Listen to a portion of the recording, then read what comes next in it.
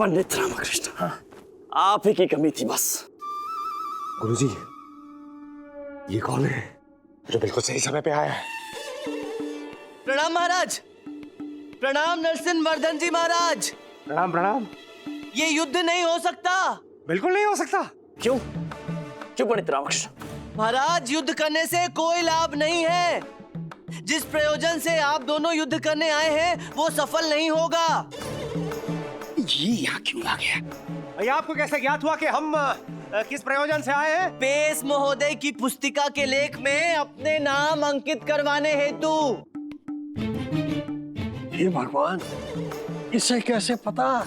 पंडित Ramakrishna, pace महोदय तो अपना लेख लिख रहे हैं। आप हट जाइए, हमें युद्ध करने दीजिए। हटिए हटिए। महाराज, आपको ज्ञात भी है कि पेस महोदय अपनी पुस्तिका में लिख भी क्या रहे हैं? नहीं, ज्ञात तो नहीं पंडित रामकृष्ण। टिल्लू राव। महाराज, ये टिल्लू राव है। इन्हें पुर्तगाली भाषा का ज्ञान है। प्रणाम महाराज। पंडित रामकृष्ण, आप सिद्ध क्या करना चाहते हैं? महाराज, आप टिल्लू राव को एक बार पेस महोदय की पुस्तिका पढ़ने का अवसर दें। सत्य अपने आप सबको ज्ञात हो जाएगा। महाराज कृष्णदेव राय जी, हमें गर्मी लग रही है, और जब हमको गर्मी लगती है तो हमारा भय बढ़ जाता है। आइए शिविर में बैठ के अंदर बात करते हैं।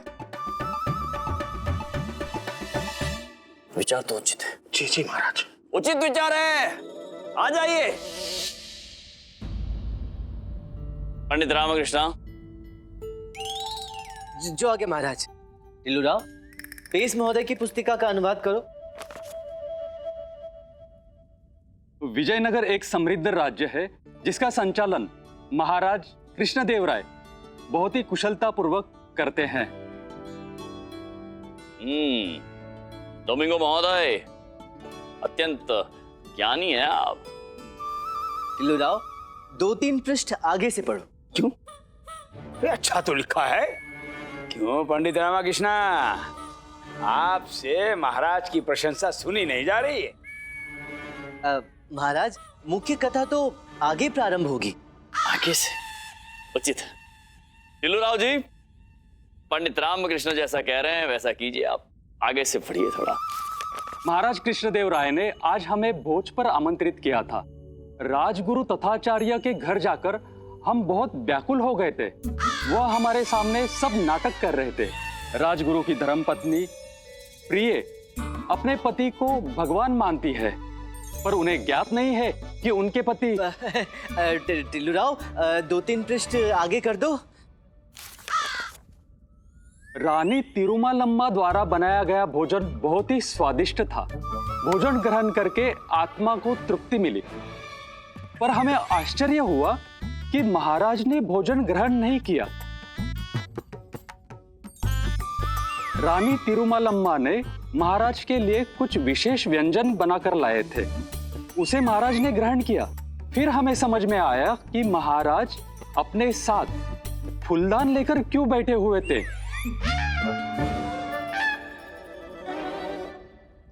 इसका कारण यह था कि टिल्लू राम जी, ओ, थोड़ा और आगे से पढ़िए।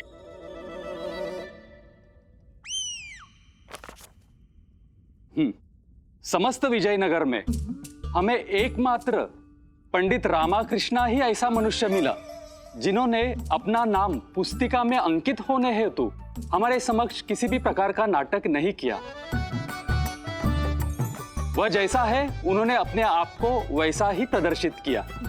हम उसके घर भी गए, उसकी अम्मा शारदा और गुंडप्पा से मिले। वो एक बहुत ही अच्छा परिवार है। अच्छा परिवार है। टिल्लू राव, 2-3 पृष्ठ आगे से पढ़ो। उठा लो। क्या? आपसे नहीं, अपने पति से कह रहे हैं। अपनी प्रशंसा का आनंद उठा लो। हमारे बारे में उल्लेख हुआ तो बोल दिया, आगे बढ़ो। अब किसी का समय प्रतिकूल हो तो उसकी रक्षा कोई नहीं कर सकता। पढ़ो टिल्लू राव, उसी पृष्ठ से पढ़ो। हाँ जी। विजयनगर में अगर कोई सबसे सबसे क्या सबसे सबसे सबसे किए चले जा रहे हो? क्या सबसे? क्षमा कीजिए, हमें इस शब्द का हिंदी रूपांतरण ज्ञात नहीं हो रहा है। पेश महोदय, आप इसे हिंदी में क्या कहेंगे? चतुर नहीं, चालाक नहीं, कपटी। आपका अर्थ है कपटी। यस, कपटी। हाँ। अगर कोई विजयनगर में सबसे कपटी है तो वो है, अगर सबसे कोई कपटी है तो वो है अम्मा और शारदा।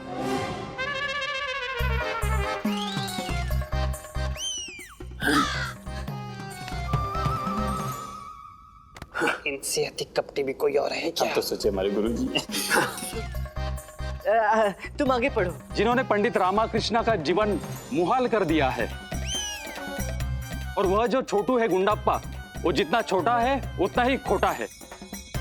अम्मा और शारदा के धूर्तता के बारे में लिखते लिखते हमारी पूरी पुस्तिका भर जाएगी। पृष्ठ बदलो, आगे बढ़ो। पृष्ठ बदलो, आगे बढ़ो। टिल्लू जी, आगे पढ़ो। विजयनगर और चंदनगोड़ा के बीच युद्ध आरंभ होने जा रहा है, पर हमारी सूचना के अनुसार चंदनगोड़ा एक शक्तिहीन राजा का शक्तिहीन राज्य है। हमें संदेह है कहीं एक कोई और नया नाटक तो नहीं रचा जा रहा है। हमने विजयनगर में बहुत समय व्यतीत कर दिया है। हमें जो जानना था वो हमने जान लिया है। हम जब तक विजयनगर में रहेंगे यह नाटक चलता ही रहेगा, इसलिए हमें विजयनगर से प्रस्थान करना होगा। रुके, ये पेश महोदय तो युद्ध स्थल में भी लिख रहे थे। वो पढ़िए, जब हमने अकेले चंदनगौड़ा की सेना को युद्ध स्थल में खड़े होकर चिल्ला चिल्ला कर ललकारा था।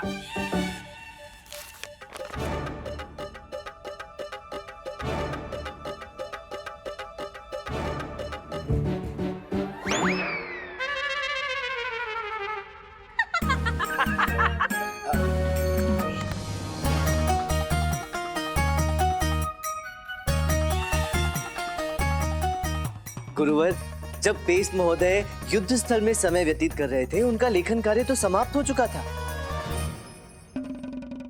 महाराज, क्या आप भी देखना चाहेंगे कि आगे के पृष्ठों में क्या है? नहीं, हमारा हो गया है, आगे बढ़िए। आशा है हमने जो भी लिखा है आपको बुरा नहीं लगे होगा। हमारा सम्मान हमारे देश में इसलिए है क्योंकि हम अपने लेखन के साथ शानदार है। आपका अर्थ है ईमानदार। यस, जो सच्चे है वही लिखता है। अवश्य पेश महोदय, हम समझ सकते हैं आप अपनी कला के साथ ईमानदार है, इसीलिए आपका नाम है, हम समझ सकते हैं। वैसे पंडित रामकृष्ण, युद्ध स्थल पर हमारी रानियों को बुलाने का आयोजन आपने तो नहीं किया था कहीं?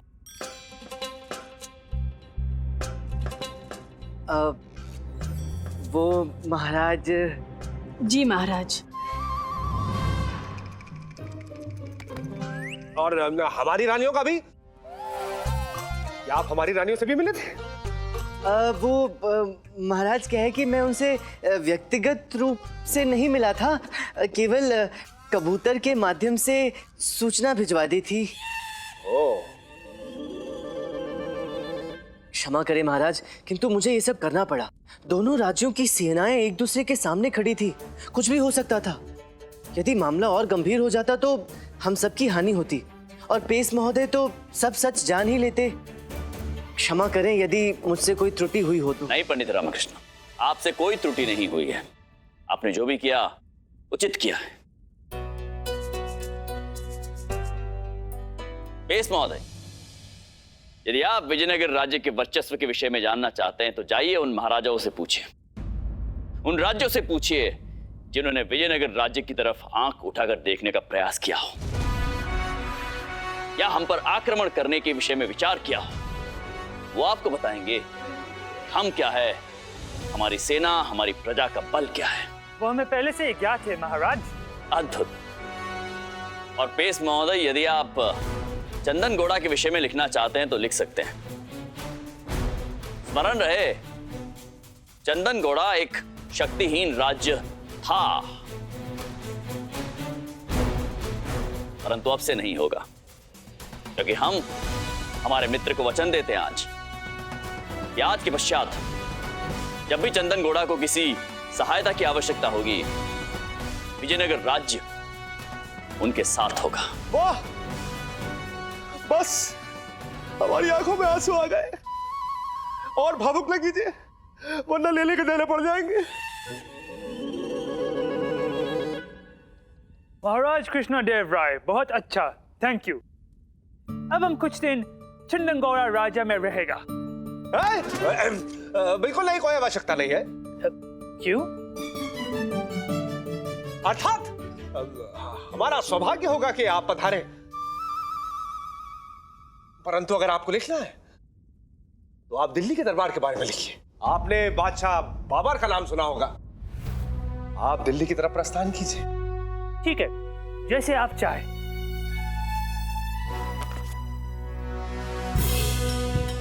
बाय बोल दी। सुनिए, भविष्य में मिले ना तो हम तुम्हें लिखना सिखाएंगे। डरियल। पंडित रामकृष्ण, बधाई। पुर्तगाली डोमिंगो पेस की पुस्तक में आपको एक सच्चा मनुष्य कहकर संबोधित किया गया है। हम भी आपका अनुसरण ऐसे ही करेंगे। जैसे आप हैं, आपको वैसे ही प्रस्तुत करेंगे। यही एकमात्र उपाय है किसी ऐतिहासिक पुस्तक में सम्मान पाने का। महाराज नरसिंह वर्धन जी, यही एकमात्र उपाय है जीवन की पुस्तिका में भी सम्मान प्राप्त करने का। वो हस्ती हस्ती ही क्या जो बदल जाए, वो हस्ती हस्ती ही क्या जो बदल जाए, समस्याओं की धूप में जो झुलस जाए,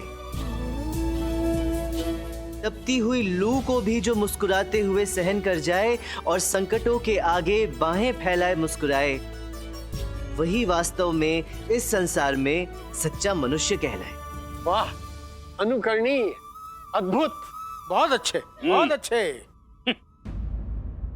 वही पंडित रामकृष्ण कहलाए। बिल्कुल, और सत्य है। आपने युद्धाभ्यास रुकवा दिया, अन्यथा लेने की देने पड़ जाते।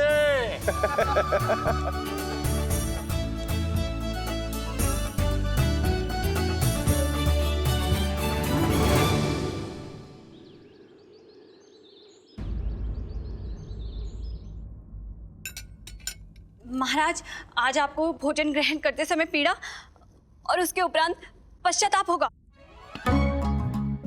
क्यों महारानी तिरुमलंबा, ऐसा आज आपने क्या बना दिया? महाराज, आज हम अपने हाथों से आपके लिए भोजन नहीं बना सके। सत्य कह रही हैं? आज हमें विश्वास हो गया। थोड़ा विलंब से ही सही, परंतु ईश्वर हमारी बात सुनते अवश्य है। महाराज, हम समझे नहीं, आपके कहने का अभिप्राय क्या है? नहीं, आपको समझने की आवश्यकता भी नहीं है। आप अपने मस्तिष्क को भार रहित रखिए। परंतु महाराज, वो तो तब होगा ना जब आप महारानी तिरुमलंबा से ये पूछेंगे कि वे आपके लिए भोजन क्यों नहीं बना पाई। क्यों? वो महाराज, आज ना हम बगीचे में बैठे थे, वहाँ ठंडी ठंडी वायु चल रही थी, अनेकों अनेक रंग के पुष्प खिले हुए थे। आरंभ में तो हमें समझने में कठिनाई हुआ कि पुष्प अधिक सुंदर है या उनकी महक अधिक श्रेष्ठ है। बस महाराज, हम उन पुष्प और उनकी महक में खो गए, इसीलिए हम आपके लिए भोजन नहीं बना पाए। अद्भुत, ये तो अत्यंत दुख की बात है। महाराज, हम ये कहना चाहते हैं कि महाराज की जय हो। आइए महामंत्री जी, आइए, अत्यंत उचित समय पर आए हैं। अभी अभी हमें महारानी तिरुमलंबा और पुष्पों के बीच की जो प्रेम कथा है उस विषय में ज्ञात हुआ है।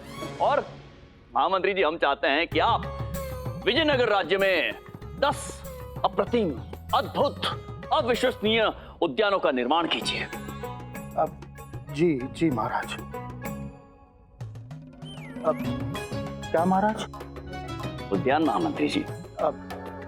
अवश्य अवश्य महाराज। और हाँ महामंत्री जी, स्मरण रहे कि ये सारे बगीचे अति दुर्लभ पुष्पों से सुसज्जित होने चाहिए। जी महाराज। जिनमें हमारी छोटी महारानी जी उलझ जाएं और हमारा जीवन सुलझ जाए। चलिए भोजन आरंभ करें, यदि आपकी जी महाराज अनुमति हो तो।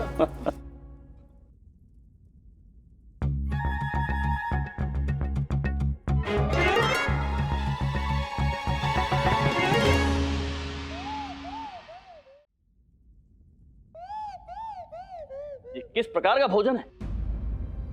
ये इतना सादा फीका निरस भोजन है। हम महाराज है विजयनगर राज्य के, कोई रोगी या योगी नहीं है। ऐसा उबला हुआ भोजन, इसमें कोई स्वाद ही नहीं है। इतना उबला हुआ फीका सा भोजन हमें क्यों परोसा गया है? महाराज, यही तो हम कब से आपको बताने का प्रयास कर रहे हैं कि हमारे समस्त मसाले लंका से आते हैं, जिनका स्वाद आपको बहुत पसंद है। वही स्वाद आपको भाता है, हम जानते हैं, परंतु पिछले महीने वहाँ से कुछ भी नहीं आया। समस्त मसाले समाप्त हो गए, इसलिए भोजन में डाले नहीं गए हैं, इसलिए भोजन बेस्वाद है। हाँ महाराज, श्रीलंका से कुछ नहीं आ रहा है। हमने भी स्वर्ण आभूषण मंगवाए थे, परंतु वो भी नहीं आए। तो अब हम खाएंगे क्या? महाराज, आप चिंता ना करें, हमारे कल के बनाए व्यंजन भी हैं, आप उन्हें ग्रहण कर सकते हैं। नहीं नहीं नहीं नहीं, कदापि नहीं। वैसे भी बासी भोजन खाना स्वास्थ्य के लिए हानिकारक होता है, और कभी कभी ऐसा उबला हुआ सात्विक भोजन भी खाना चाहिए ना, पाचन शक्ति हेतु। महाराज, हम आपको यही सूचना देने आए थे, परंतु पुष्पों में उलझ कर रह गए। महाराज, अभी अभी हमारे गुप्तचरों ने हमें सूचित किया है कि श्रीलंका में गृह युद्ध होने का अंदेशा है, और वहां के महाराज धर्मपाल कहीं गायब हो गए हैं महाराज। क्या? महाराज धर्मपाल गायब हो गए? जी महाराज, किसी वनवास या फिर कोई अज्ञातवास में चले गए हैं, किसी को कुछ खबर नहीं, और महाराज धर्मपाल ने किसी को सूचित भी नहीं किया। हाँ मंत्री जी, ये तो अत्यंत विषम परिस्थिति है। श्रीलंका के महाराज धर्मपाल जी हमारे प्रिय मित्र हैं। आश्चर्य की बात तो ये है कि इतना कुछ घटित होने के पश्चात भी ना तो उन्होंने हमसे संपर्क साधा और ना ही हमें कोई संदेश भेजा। महाराज, यही विषय विचारणीय है कि महाराज धर्मपाल की ओर से हमें कोई सूचना प्राप्त नहीं हुई, और केवल हमारे गुप्तचरों ने हमें गृह युद्ध की स्थिति की खबर दी। महामंत्री जी। जी महाराज। सभा बुलाइए, हम अभी इसी समय दरबार चलेंगे। रानी मुनमुन, मुनमुन तुम कहाँ? इक्का दिक्का थुन्ना। रानी मुनमुन, रानी तुम्हारे बिना सब सूना सूना। चली आओ रानी, यदि तुम नहीं आई तो हमारा हृदय छिन्न भिन्न हो जाएगा रानी। तुम्हारा हृदय छिन्न हो जाए, भिन्न हो जाए, आज तुम्हें नहीं छोड़ूंगी। महारानी मुनमुन, आज ये तुम्हारा कैसा अवतार? शांत शांत। मैं तुम्हें नहीं छोड़ूंगी। आज प्रलय आएगा, आज तांडव होगा। प्रलय तुम लाना, तांडव तुम करना, मैंने क्या करना महारानी? मुझे राक्षसों का वध करने जाना है। घोड़ा बनो। घोड़ा बनो।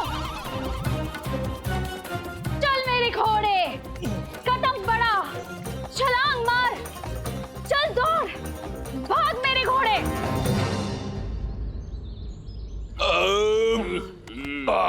भरपेट भोजन के उपरांत दिन के इस दूसरे पहर में संसार की किसी भी मूल्यवान वस्तु से अधिक प्रिय निद्रा ले रहे थे। पता नहीं क्या हुआ, महाराज ने दरबार सभा में बुला लिया। गुरुजी, पूर्ण रूप से पहले भरा नहीं होगा ना? अचानक से अंतिम बूंद समय होगी और फूट गया होगा। क्या फूट गया होगा? आपके पाप का घड़ा। गुरुजी, संभव है कि पूर्व में आपके द्वारा किए गए किसी पाप से पर्दा उठ गया हो महाराज के सामने। इसीलिए महाराज ने सभा बुलाई है ताकि आपको दंड दे सके। सत्य कहानी तो गुरुजी। मूर्खो, दुष्टो, नालायको, दरबार है इसलिए बच गए, अन्यथा ऐसा दंड देते जीवन पर्यंत अपने हाथों की भाग्य रेखाओं में खोज नहीं पाते, भस्म कर देंगे।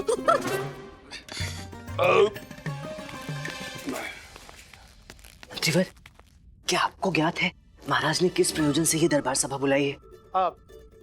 हमें ज्ञात है, अत्यंत ही महत्वपूर्ण कार्य से यह सभा बुलाई गई। क्या है वो अति महत्वपूर्ण कार्य? पंडित रामकृष्ण, अति महत्वपूर्ण कार्य है। महाराज स्वयं इसके संदर्भ में आपको बताएंगे। अच्छा। महाराज कृष्णदेव राय पधार रहे हैं। महाराज कृष्णदेव राय की जय। महाराज कृष्णदेव राय की जय। महाराज कृष्णदेव राय की जय।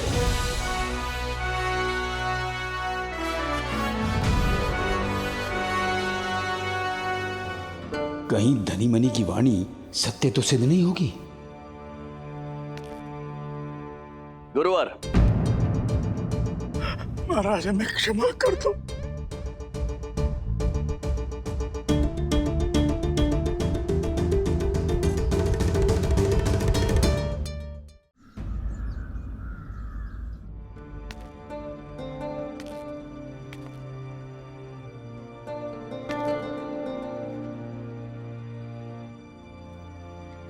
कहीं धनी मनी की वाणी सत्य तो सिद्ध नहीं होगी। गुरुवर, महाराज हमें क्षमा कर दो। क्षमा करें? परंतु क्यों गुरुवर? महाराज हमारा कोई दोष नहीं है महाराज। आपको तो क्या था महाराज कि हाँ गुरुवर, हमें ज्ञात है कि आप हमारे गुरु हैं।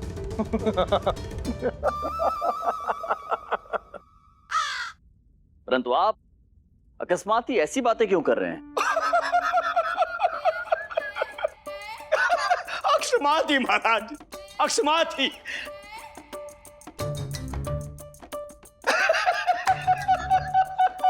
महाराज आपने अकस्मात ही दरबार सभा बुलाई तो अकस्मात ही हमें उपवास करने का विचार आ गया महाराज। महाराज हमारा दिव्य ज्ञान कहता है कि यदि कोई भी कार्य करने से पूर्व हल्का फुल्का उपवास किया जाए तो वो कार्य सदैव सफलतापूर्वक संपन्न होता है। क्षमा कीजिए, परंतु ये उपहास का समय नहीं है। हम आपसे कुछ पूछना चाहते हैं गुरुवर। अवश्य महाराज। आप हमें ये बताइए गुरुवर कि एक मित्र की परिभाषा क्या होती है? तो बड़ा सरल सा प्रश्न है महाराज। इसका उत्तर तो कोई अल्पज्ञानी भी दे सकता है। अब महाराज हमारा कहने का तात्पर्य है कि मित्रता। अब जब हमारे बहुत सारे मित्र होते हैं तो वही मित्रता होती, और जब हम मित्रों से मिलते जुलते हैं वही मित्रता होती। महाराज, मित्रता को हमारे सभी संबंधों में सर्वोत्तम की संज्ञा दी गई है। मित्रता इस दुनिया का सबसे सुंदर संबंध है महाराज। और मित्र वो है महाराज जो आपकी कीमत को समझे और आपके गुणों की प्रशंसा करे।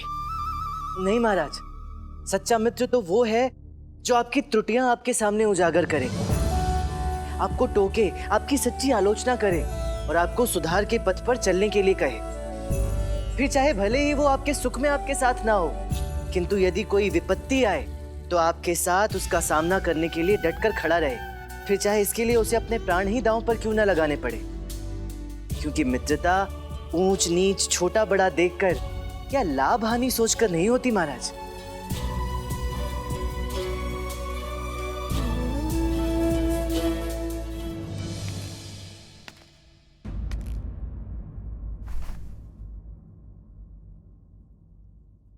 उचित परिभाषा है पंडित रामकृष्ण। जी महाराज। महाराज, एक अजीब सा जादू, एक महान सी भावना है इस मित्रता में। वरना वो गोवर्धन उठाने वाला ऐसे ही सुदामा के पैर नहीं धोता महाराज। बहुत अच्छे पंडित रामकृष्ण, बहुत अच्छे। साधो साधो। सत्य कहा पंडित रामकृष्ण आपने। पंडित रामकृष्ण, आप हमें यह बताइए कि एक मित्र को दूसरे मित्र की सहायता करने के लिए किस सीमा तक जाना चाहिए? महाराज, धर्म तो ये कहता है कि यदि एक मित्र सही है और संकट में है तो दूसरे मित्र को उसकी सहायता करने के लिए अपने प्राण भी दांव पर लगा देने चाहिए। मित्रता में कोई सीमा नहीं होती महाराज।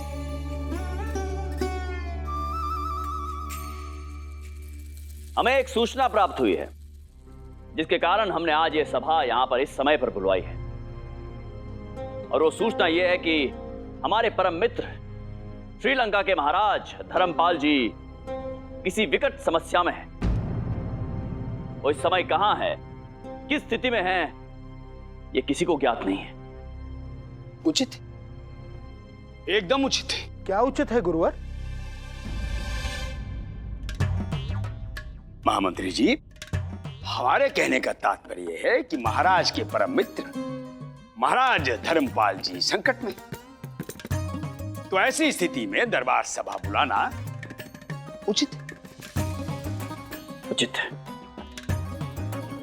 तो हमारा यह धर्म बनता है कि हम अपने मित्र की सहायता करें। आज हम आप सभी के समक्ष ये आवाहन करते हैं कि हम अपने मित्र को कुछ नहीं होने देंगे,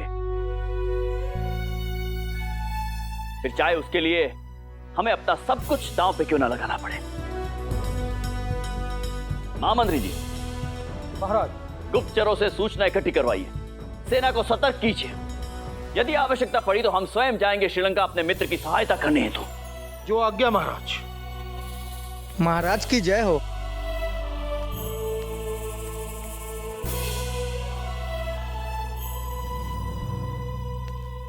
महाराज, महाराज, श्रीलंका के आपके मित्र महाराज धर्मपाल। क्या हुआ उन्हें?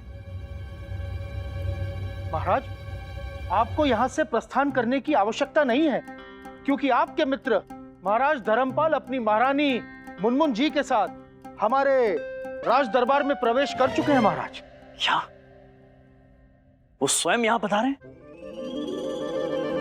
महाराज धर्मपाल यहां पधारे तो अत्यंत आनंद का विषय है।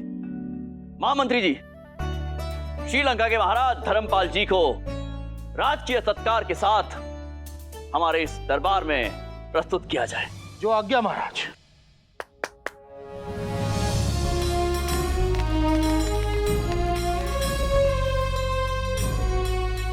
एक कदू कठिन ना, रुक जावा, रुक जावा।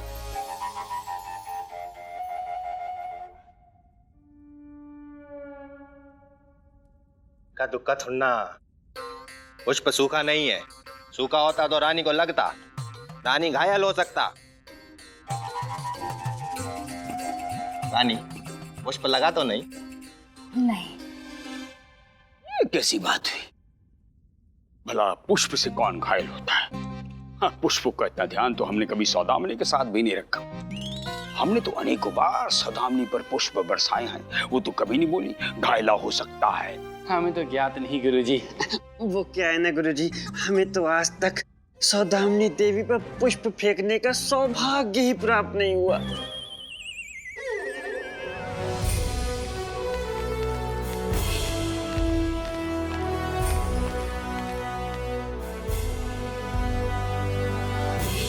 ना कोई संदेश भिजवाया,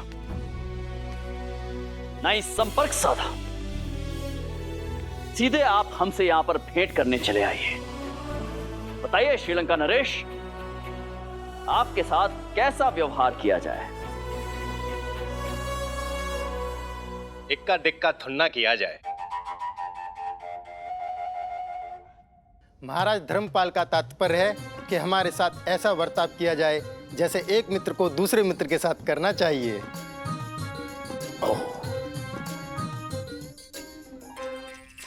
अवश्य ऐसा ही व्यवहार किया जाएगा।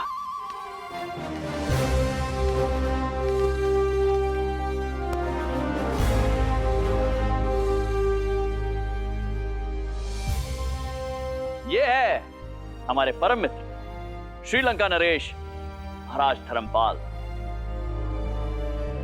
यह हमारी पत्नी रानी मुनमुन। नमस्कार। अति सुंदर। मित्र धर्मपाल जी, हम आपका परिचय कराते हैं। हमारे दरबार के रत्न हमारे विशेष सलाहकार पंडित रामकृष्ण हैं। नमस्कार महाराज धर्मपाल। नमस्कार महारानी मुनमुन। नमस्कार रामकृष्ण। इक्का दिक्का थुन्ना। महाराज कह रहे हैं कि उन्होंने पंडित रामकृष्ण के बारे में बहुत कुछ सुना है। धन्यवाद महाराज, धन्यवाद। और ये है हमारे राजगुरु आचार्य तथाचार्य। नमस्कार राजगुरु।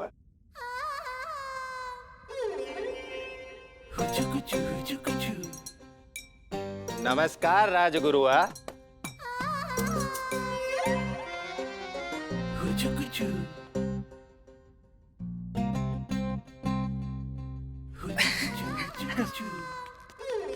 गुरुवर नमस्कार कह रहे हैं। नमस्कार नमस्कार नमस्कार महाराज धर्मपाल। नमस्कार नमस्कार।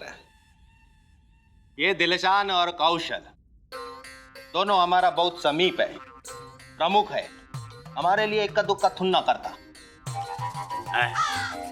वो क्या होता है? अर्थात गुरुवर, ये दोनों अपने महाराज के प्रति कर्तव्य हेतु कुछ भी कर सकते हैं। अच्छा, जैसे हमारे लिए धनी मनी। नमस्कार गुरुवर।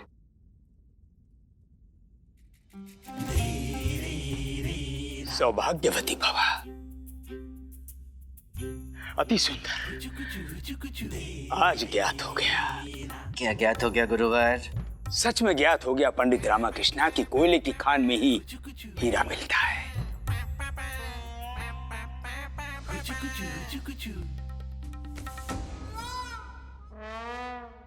इक्का देखा धुन्ना।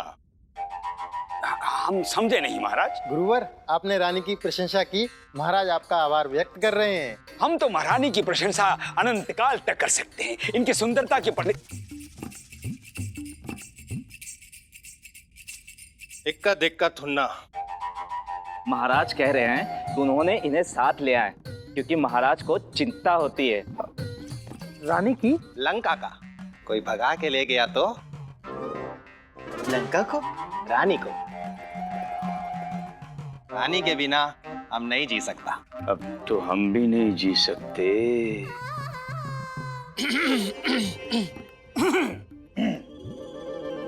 अवश्य अवश्य महाराज धर्मपाल, हम आपकी पत्नी के प्रति आपका प्रेम समझ सकते हैं और लंका के विषय में आप निश्चिंत रहिए। हर बनती सहायता के लिए हम उपलब्ध हैं। मित्र, हमें आपसे गुप्तता में बात करना। अवश्य महाराज, अवश्य। आइए। महाराज कृष्णदेव राय की जय! महाराज कृष्णदेव राय की जय! अति सुंदर, अत्यंत सुंदर। रुक जाओ रानी। नुकीला को ना हो सकता, रानी को लग सकता। रानी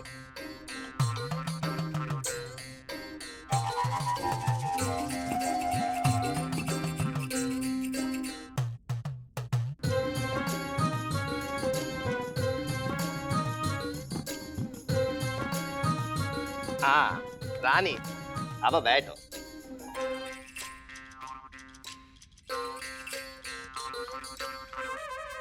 महारानी तिरुमलम्बा, रानी मुनमुन कई कलाओं में निपुण है। जी हाँ, हमारा रानी युद्ध कला में निपुण है, संगीत और नृत्य का पारंगत है और चित्र कला में इतना व्यस्त है कि किसी का भी चित्र बना सकता है। वायु का भी? वायु का चित्र तो एक दिक्कत है ना। वायु का चित्र तो रानी आंखों पर पट्टी बांधकर भी बना सकती हैं। वाह वाह वाह वाह। ये सब कलाओं को सीखने के बाद जब कोई कला सीखने को नहीं बचा तो मुनमुन जी ने हमसे विवाह कर हमारा रानी बना। बहुत बड़ी भूल की। यहाँ तक कि अति परिश्रम और गहन अभ्यास से सीखी हुई कला को छोड़ दिया? नहीं, त्याग किया हमारे लिए। ओह। अर्थात अब रानी हमारा जीवन है। इसीलिए इनको अपने साथ इनकी मन्नत पूरी करने के लिए अपने मित्र महाराज कृष्णदेव राय के यहाँ आया। कैसी मन्नत मित्र? रानी का बहन चलते हुए फिसल के गिर गया। उसका हड्डी अब पहले जैसा नहीं रहा। तो कब परिवर्तित हो गई? नहीं, टूट गया। ओह। इसीलिए रानी अपना बहन के स्वास्थ्य लाभ के लिए तिरुपति बालाजी जाने का मन्नत मांगा। इसीलिए हम तिरुपति बालाजी प्रस्थान करेंगे। परंतु मित्र, यदि मन्नत महारानी जी ने मांगी है तो उसकी पूर्ति हेतु तिरुपति बालाजी भी उन्हीं को जाना चाहिए। नहीं जा सकती, क्योंकि मार्ग बहुत पथरीला है। रानी का पांव बहुत कोमल है, कहीं लग गया तो, मोच आ गया तो नहीं, कदापि नहीं। महाराज धर्मपाल अपनी रानी से अपने प्राण से भी ज्यादा प्रेम करते हैं। एक बार की बात है, पड़ोसी राज्य के राजा ने रानी के साथ उपहास किया था। तो फिर क्या हुआ? तो महाराज ने पड़ोसी राज्य पर आक्रमण कर उसे पराजित कर उसका राज्य ले लिया। अब स्वयं पता नहीं कहां भटकता फिर रहा है। इतना महंगा उपहास नहीं करना चाहिए था। यदि वो दुस्साहसी पकड़ा जाएगा ना तो उसको हाथी के पांव के नीचे कुचल देगा। हे भगवान! हमारा रानी का तोड़ा छोटी से छोटी पीड़ा भी हमारे लिए जीवन मृत्यु का प्रश्न बनता। रानी को कोई दुख पहुंचाता है तो हम देने वाले को एक का दुख का तुल ना करता। हाँ, फिर चाहे वो हमारा भाई क्यों ना हो। भाई को नहीं छोड़ा तो हम कौन है? इसीलिए हम स्वयं पूजा के लिए जा रहे हैं। पड़ोसी राज्य पर हमला, हाथियों से कुचलवाना बड़ा ही जोखिमों भरा है आपका प्रेम महाराज धर्मपाल। हमने भी मर्यादा पुरुषोत्तम श्री राम की तरह जीवन भर एक ही पत्नी रखने का निश्चय किया। क्या प्रेम है आपका महाराज धर्मपाल। महारानी मुनमुन, महाराज धर्मपाल का आपके प्रति इस प्रेम के विषय में आपके क्या विचार है? हम जितना श्वास नहीं लेते उससे कहीं अधिक ध्यान रखते हैं महाराज हमारे। अन्य सारे काम छोड़कर हर पहर हमारे साथ ही रहते हैं। अपने हाथ से खाना खिलाते हैं हमें, और अगर पथरीला रास्ता हो तो खुद हमें बाहों में उठाकर चलते हैं। हम भी ऐसा ही करेंगे। कभी कभी तो हमारे बाल भी खुद ही बनाते हैं। अद्भुत अद्भुत! ये तो महाराज धर्मपाल के प्रेम की पराकाष्ठा है। हम भी अपनी रानियों से अत्यंत प्रेम करते हैं। वैसे तो महाराज आप हमारे सबसे विश्वसनीय मित्र हैं, परंतु फिर भी हम आपसे विनती करते हैं कि 3 दिवस के लिए जब तक हम पूजा से नहीं लौटते हमारी रानी का ध्यान रखना। हम तो आजीवन ध्यान रखने के लिए तैयार हैं। महाराज धर्मपाल, आप निश्चिंत होकर जाइए। हम आपको आश्वासन देते हैं, आपकी महारानी जी बिल्कुल सकुशल रहेंगी। हम अपनी बहन को कुछ नहीं होने देंगे। आपका बात पर हमको इक्का दुक्का तन्ना है। मतलब विश्वास करते हैं जी। और विश्वास हम अपने आप से ज्यादा आप पर करते हैं। बस एक बात है,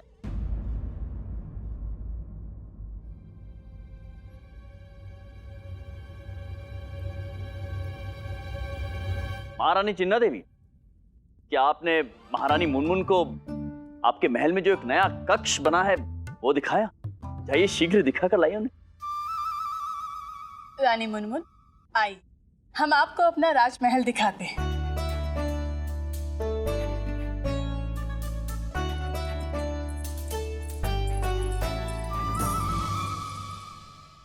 रानी को कभी कभी इक्का दिक्का थुन्ना हो जाता है। मतलब गिनती गिनने लगती हैं, एक का डेका ढूंढना। रानी को कभी कभी दौरा आता, उसका व्यक्तित्व ही परिवर्तित हो जाता। उस समय वो कौन सा रूप धारण करेगा कोई नहीं जान सकता। हाँ, इसे व्यक्तित्व परिवर्तन विकार कहते हैं। ये एक मानसिक समस्या है, परंतु इसका उपचार तो है। पंडित रामाकृष्णा, क्या कहना चाहते हैं आप कि रानी का मानसिक संतुलन बिगड़ा हुआ है क्या? रानी का मानसिक संतुलन ठीक है, रानी का मानसिक संतुलन बिल्कुल ठीक है, परंतु पंडित रामा भी ठीक है। ऐसा होता कभी कभी।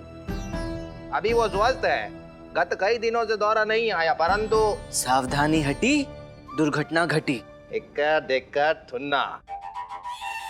महाराजा धर्मपाल,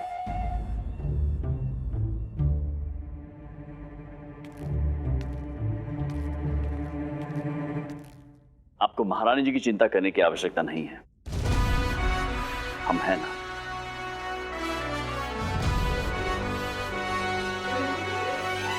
जब हमारा मित्र हमारे साथ है तो हम निश्चिंत होकर प्रस्थान करेंगे।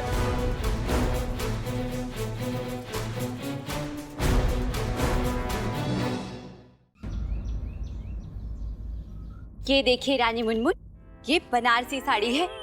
इसका एक एक धागा ना स्वर्ण का है। जुलाहो ने विशेष रूप से हमारे लिए बनाई है। ये साड़ी महारानी चिन्ना देवी को बहुत पसंद है, परंतु महाराज ने हमें भेंट स्वरूप दी है ना महारानी चिन्ना देवी? ये देखिए रानी मुनमुन, ये विश्व का सबसे अमूल्य हार है। विशेष रूप से स्वर्णकारों ने ये हमारे लिए बनाया है। कभी कभी तो हम ये सोचते हैं कि ऐसा ही कुछ महारानी तिरुमलम्बा के पास भी होना चाहिए, है ना महारानी तिरुमलम्बा? हमें इस नौलखा शैली का हार बिल्कुल पसंद नहीं है। आप ना ये देखिए, ये है हीरे मोती जड़ित कंगन। ये भी महारानी चिन्ना देवी को बहुत पसंद है, परंतु महाराज ने हमें भेंट स्वरूप दिए हैं। वो क्या है ना, हमें हाथ भारी भारी लगते हैं, इसलिए हम हीरे जड़ित कंगन नहीं पहनते। ये देखिए, ये है अनोखा कमरबंद। महाराज इसे युद्ध में जीत कर लाए थे और उन्होंने प्रेम स्वरूप हमें भेंट कर दिया। परंतु महारानी तिरुमलम्बा के पास ऐसा कुछ भी नहीं है। क्यों महारानी तिरुमलम्बा, है आपके पास ऐसा कुछ? आप लोगों के पास जो है आप वो प्रदर्शित कर रही हैं, लेकिन हमारे पास जो है हमें प्रदर्शित करने का अवसर ही नहीं मिलता। कोई बात नहीं रानी मुनमुन, हम ना आपके साथ लंका चलेंगे सब देखने के लिए। महारानी तिरुमलम्बा, रानी मुनमुन अपने प्रतिभा के कौशल और ज्ञात कलाओं के प्रदर्शन की बात कर रही है। अच्छा, ये सब छोड़िए। ये लीजिए रानी मुनमुन, ये है आम और अदरक का रस। लीजिए। आम और अदरक, ये तो हमने कभी नहीं सुना। कभी नहीं सुना और कभी पिया भी नहीं? नहीं। कोई बात नहीं, आज पी लीजिए। लीजिए। आपको पता है रानी मुनमुन, हमारी पाक कला के ना बहुत लोग प्रशंसक हैं। हाँ, वो तो हैं, जिनमें कुछ ही बचे।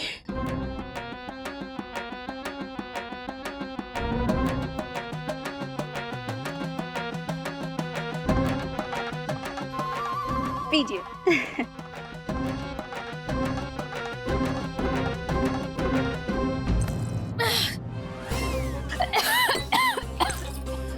रानी मुनमुन, ओहो, आपको तो खांसी भी है। कोई बात नहीं, इस अदरक और आम के रस से ना आपकी सारी खांसी चली जाएगी। परंतु महारानी तिरुमलम्बा, ये खांसी तो आपके इस रस को पीने के बाद ही आरंभ हुई है ना? महारानी जी की जय हो। महाराज धर्मपाल अपनी रानी से मिलना चाहते हैं। हाँ? महाराज धर्मपाल? लेकिन वो तो तिरुपति के लिए प्रस्थान कर चुके थे ना? देख कर सुनना, क्या हो गया मुनमुन जी को? क्या हो गया? कोई तुरंत जाकर वैद्य को बुलाए। देखो हमारी रानी को क्या हो गया। महाराज, हमें कुछ नहीं हुआ, हम ठीक है। आप तो तिरुपति के लिए प्रस्थान कर चुके थे ना? तो यहाँ कैसे? हाँ, हम तिरुपति बालाजी के लिए जैसे ही प्रस्थान करने वाले थे, आपका स्मरण हो गया और हम विवश होके लौट आए। अच्छा हुआ ना रानी, आपको ऐसी अवस्था में छोड़ के हम नहीं गए। महाराज धर्मपाल जी, रानी मुनमुन बिल्कुल ठीक है, उन्हें कुछ नहीं हुआ है, बस थोड़ी सी खांसी हुई है, वो शीघ्र ठीक हो जाएंगी। महारानी चिन्ना देवी जी, खांसी से कंठ खराब हो सकता, मेरा बुखार आ सकता, मेरा बुखार बढ़ सकता और मेरा क्या क्या हो सकता। महाराज, हमें कुछ नहीं हुआ। अब तिरुपति के लिए निकलिए। ये मन्नत पूरी करने का काम सबसे अधिक महत्वपूर्ण है। आप जाइए, आपको मेरी सौगंध। महाराजा धर्मपाल जी, आप यहाँ पर हैं?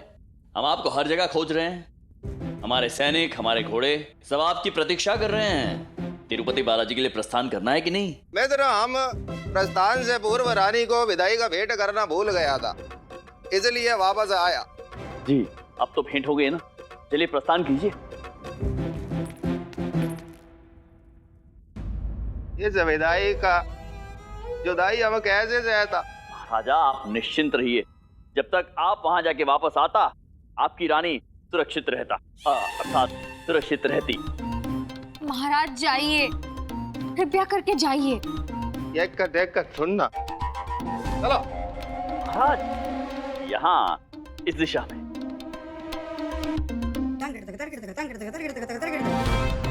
चल।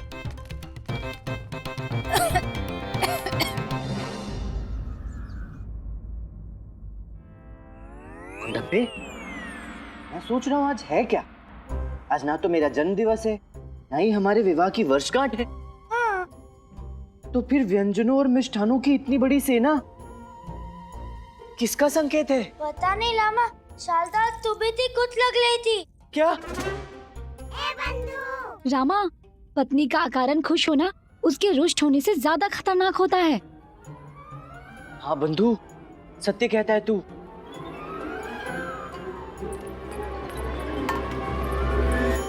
उठा लो, जो व्यंजन जो मिष्ठान चाहिए जहाँ से चाहिए उठा लो। और फिर ग्रहण कर लो। परंतु उसके पूर्व तुम मुझे दो। क्या दूं? कितना सब कुछ बनाया है, तुमने भी अपनी मांगों की एक लंबी सूची तो तैयार की ही होगी ना? नहीं, कोई सूची नहीं है, हमें कुछ नहीं चाहिए। आप निश्चिंत होकर भोजन ग्रहण कीजिए। तत्पश्चात हम आपके पैर दबाएंगे, आपके सर की मालिश करेंगे। आप इतना कार्य करते हैं, थक जाते होंगे ना? रामा, बलि देने से पूर्व बकरी की भी ऐसी सेवा की जाती है, भरपूर खिलाया जाता है, भोजन और मालिश। लेकिन मजा आ गया, मुझे तो शारदा के हाथ की मालिश चाहिए। तुझे अपनी मालिश की पड़ी है, स्वार्थी कहीं का। चुप कर। शारदा, तुम्हें क्या चाहिए?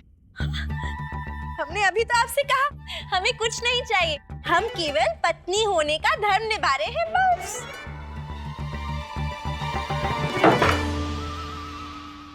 ये बाल की खाल निकालने वालों में से है। तू इसे बता क्यों नहीं देती कि तुझे श्रीलंका की महारानी मुनमुन से मिलना है?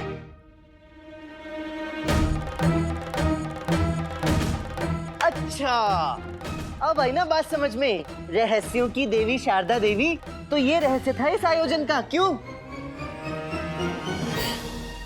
सुना है रानी बहुत सुंदर है, हमें उनसे भेंट करनी है। क्यों? तुम उनके रिश्तेदार हो या वो कोई संग्रहालय में रखी वस्तु है जिन्हें जाकर देखना है? हमें उनसे मित्रता करनी है, हमें उनसे भेंट करने लिए चलिए ना। तुम्हें पता है वो कौन है? वो महाराज के मित्र की पत्नी है, महाराज के मित्र की। कोई आवश्यकता नहीं है मित्रता करने की। अर्थात आप हमें उनसे मिलने नहीं ले जाएंगे? नहीं नहीं नहीं, चल गुंडप्पे। ये देख गुंडप्पे, आ गई अपने बहू की रक्षक। क्या हुआ अम्मेश्वरी? निर्लज कहीं का।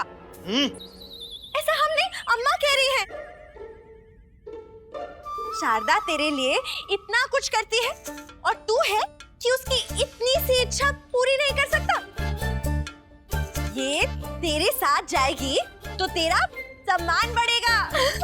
अम्मा, ईश्वर की कृपा से मेरा पहले से ही बहुत सम्मान है। खाक सम्मान आए दिन दरबार से निष्कासित हो जाता है।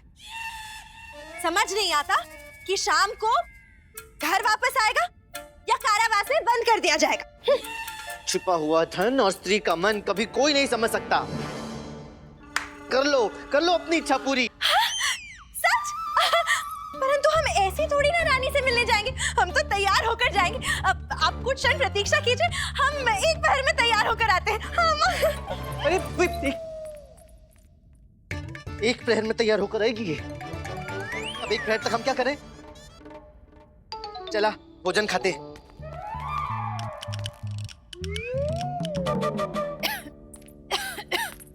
ये लीजिए रानी जी, इसे पीते ही ना आपकी खांसी ऐसे गायब हो जाएगी जैसे घोड़े के सर से सींग। महारानी तिरुमलम्बा, घोड़े के सर से सींग नहीं, गधे के सर से सींग गायब होना ऐसी कहावत है। हाँ वही, गायब तो सींग ही होते हैं ना महारानी चिन्ना देवी। लीजिए महारानी, पीजिए।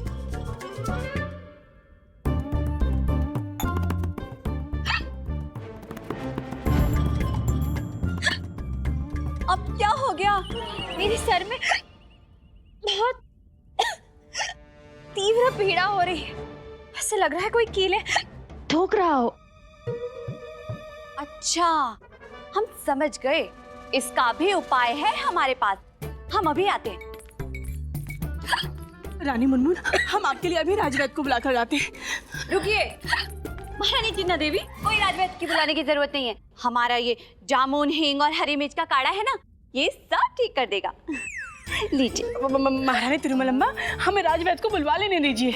हमें भय है कहीं आपके इस काढ़े से अर्थ का अनर्थ ना हो जाए। महारानी चिन्ना देवी, आपको हमारे बनाए काढ़े पर तनिक भी विश्वास नहीं है? महारानी तिरुमलम्बा, हमें आप पर पूर्ण विश्वास है, परंतु आपके द्वारा बनाए गए इस काढ़े पर विश्वास नहीं है। क्या? महारानी, हमारे कहने का तात्पर्य है कि रानी मुनमुन दूसरे देश से यहाँ आई है और प्रत्येक देश के नागरिकों का स्वास्थ्य वहाँ की जलवायु के अनुसार भिन्न होता है, और इस स्थिति में राजवैद्य ही हैं जो हमें ये बता सकते हैं कि रानी मुनमुन को कौन सी औषधि देनी चाहिए, कौन सी नहीं। और हमें ये नहीं भूलना चाहिए कि रानी मुनमुन हमारी राजकीय अतिथि है, इसीलिए हमें राजवैद्य को तो अवश्य ही बुलाना होगा। परंतु जब तक राजवैद्य आएंगे तब तक तो हमारा बनाया हुआ काढ़ा आपको आराम पहुंचा चुका होगा।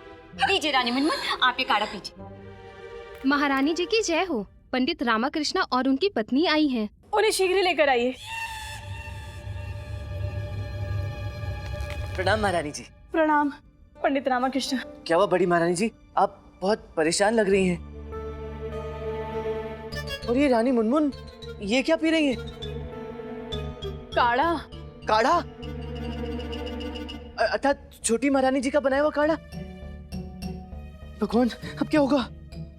मेरा सरदर्द चला गया, मेरी हिचकी भी चली गई, अब बहुत अच्छा लग रहा है। देखा पंडित रामाकृष्णा, हमारे हाथों से बने हुए काढ़े का कमाल।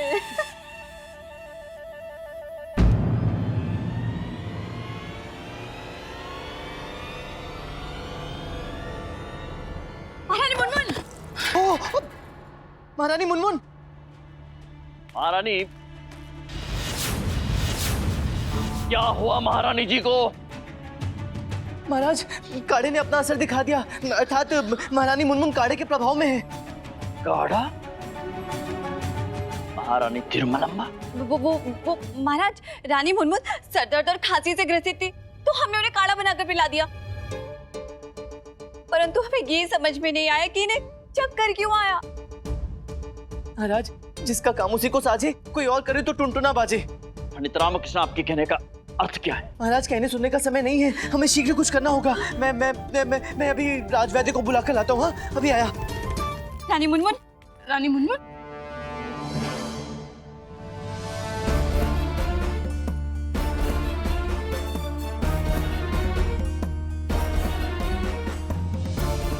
महाराज, प्राणी की स्थिति ऐसी है जैसे इन्हें कोई गहरा मानसिक आघात लगा हो।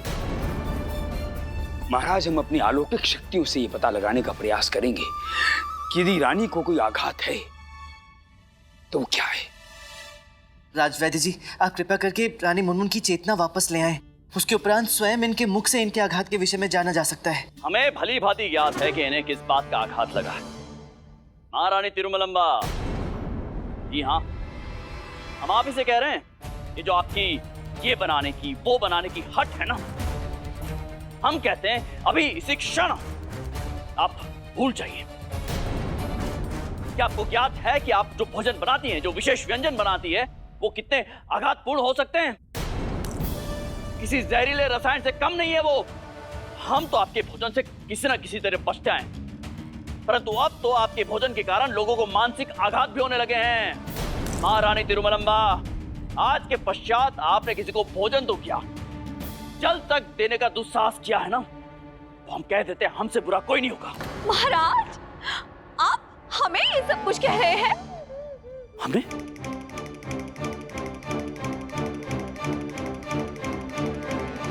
हमने कहा राजवैद्य जी, ये महारानी मुनमुन दूसरे देश से आई है ना, संभवतः यहाँ की हवा, पानी और महल का जो भोजन है उससे भी हो सकता है स्वास्थ्य खराब हुआ हो। महाराज, ये जलवायु परिवर्तन और भोजन परिवर्तन का सीधा संबंध स्वास्थ्य से होता है। क्यों राजवैद्य जी? जी महाराज, तथाचार्य जी सत्य कह रहे हैं। यदि ऐसा है तो जब तक रानी मुनमुन हमारी अतिथि है, ये केवल और केवल सात्विक भोजन ग्रहण करेंगे। और इस सात्विक भोजन का दायित्व हम देते हैं पंडित रामकृष्ण को। हाँ महाराज, हम स्वयं अपने हाथों से सात्विक भोजन तैयार कर देंगे। इसी प्रकार करके इस प्रकार सबको ज्ञात हो जाएगा कि शारदा कितना अच्छा सात्विक भोजन बनाती है।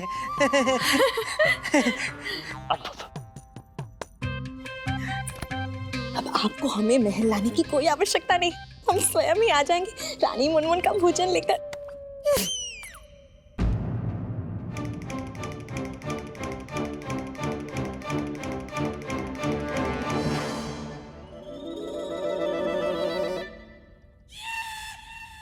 महाराज, माता रानी की कृपा से औषधि ने काम किया है। रानी की चेतना लौट आई है महाराज। अब जोखिम खत्म। रानी मुनमुन, अभी आप कैसा अनुभव कर रही हैं?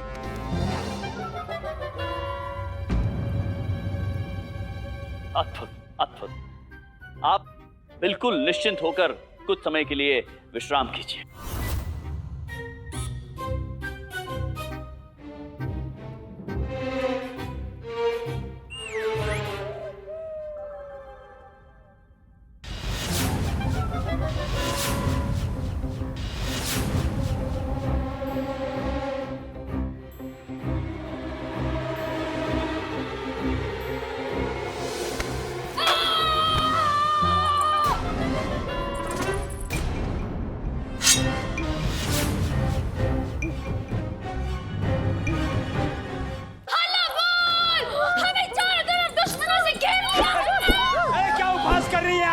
देखिए, आपका भ्रम है।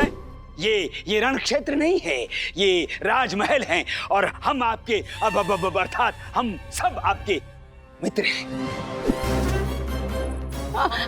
रानी मुनमुन, हाँ, हमें आपको इस प्रकार देख के अत्यधिक पीड़ा हो रही है।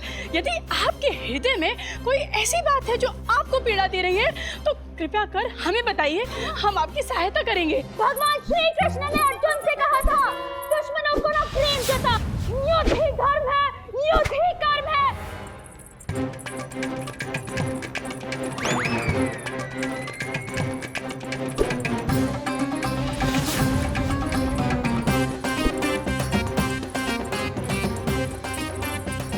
रुकिए रानी, रुकिए। हमने आपके असली शत्रु को खोज निकाला है। आइए, इसका वध कीजिए और अपनी तलवार की प्यास शांत कीजिए। जोखिम समाप्त हो गया है, यही कहा था ना। अब होगा जोखिम समाप्त जब रानी की तलवार तुम्हें जीवन समाप्त औषधि का सेवन करवाएगी। आइए महारानी, मारिए।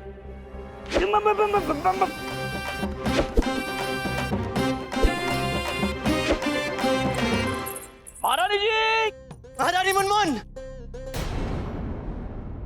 यदि साहस है तो मुझसे टकराओ, मैं तुम्हें धूल चटा दूंगा।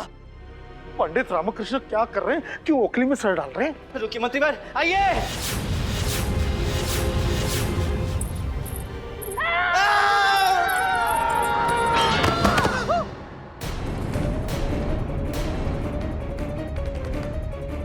हे भगवान, महाराज, रानी एका टेका ढूंढा हो गई। अद्भुत पंडित रामकृष्ण, अद्भुत। क्या सूझबूझ से काम लिया आज आपने। जी महाराज, कभी कभी सामने वाले के क्रोध और बल का उपयोग उसी के विरुद्ध करने से विजय अपनी होती है। रानी को दौरा पड़ा है और जैसे कि हम सब जानते हैं कि रानी मुनमुन व्यक्तित्व परिवर्तन विकार से पूर्व पीड़ित हैं। मेरे विचार से इन्हें विश्राम की अत्यंत आवश्यकता है। आज तो ये योद्धा बन गई हैं, कल ना जाने कौन सा रूप धारण कर ले। उठाइए उन्हें।